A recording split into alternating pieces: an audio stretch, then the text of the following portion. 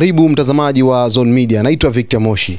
Moja ya taarifa ambayo imetufikia hivi punde ni kwamba nchi ya Pakistan imefunga mipaka yake yote ambayo inapakana na nchi ya Irani kwa muda usiojulikana. Uamuzi wa Pakistan kufunga mipaka yake yote inayopakana na Irani umetokana na sababu ambazo hazijawekwa wazi rasmi na mamlaka za juu za nchi hiyo. Hata hivyo, taarifa hii imetolewa na maafisa wa mkoa wa Balochistan ambao wameeleza kuwa huduma za kuvuka mpaka kati ya wilaya 5, Chagi, Washuk, Panjur, Kechi na Gwadar zimesitishwa. Ingawa hakuna marufuku ya kibiashara kwenye mipaka hiyo, hatua hii ya kufunga mipaka inahusishwa na sababu za kiusalama au hali ya wasiwasi wa kisiasa na kijeshi kati ya nchi hizo jirani, hasa ikizingatiwa kuwa ukanda huo mara kwa mara umekuwa ukikabiliwa na changamoto za kiusalama kama vile harakati za wanamgambo wa Baloch, biashara haramu au migogoro ya mipakani. Aidha, serikali imeruhusu raia wa Pakistan walioko Iran kurejea nyumbani, ikiwemo wanafunzi wapatao 200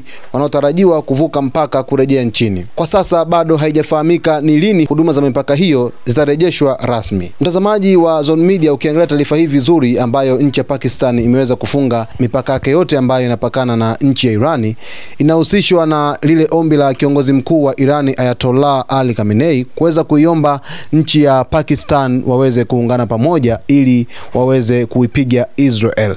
Ikiwa Pakistan kwa sasa hivi imefunga mipaka yake, inazua wasiwasi mkubwa katika nchi ya Irani ambayo iko kwenye vita na nchi ya Israel, wakiendelea kupambana kwa ajili ya kuweza kulinda usalama wao, ambao kwa sasa mashambulizi yamekuwa yakiripotiwa muda wowote.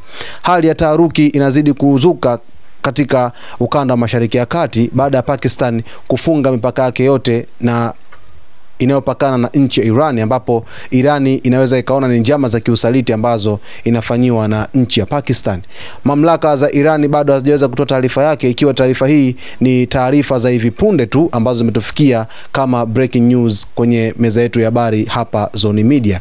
Naitwa Victor Moshi, jiunge nasi kwa taarifa zijazo. Usisahau kusubscribe, kulike, kucomment na kushare.